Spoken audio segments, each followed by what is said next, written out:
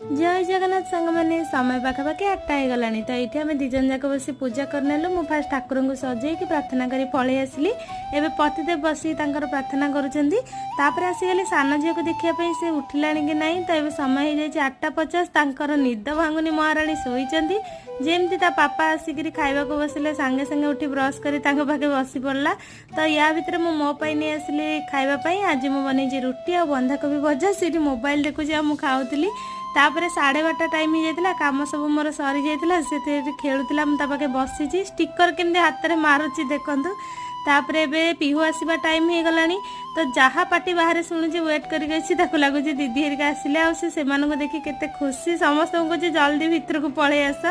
तापर लंच बाड़ियापी आसीगली आज लंच रे भात मुग डालमा भेंडी आलू भजा और सालाड बनई समस्ते खाई सारा मो बाड़ी कि भिडियो भल लगी निहाती लाइक कर चैनल को सब्सक्राइब कर।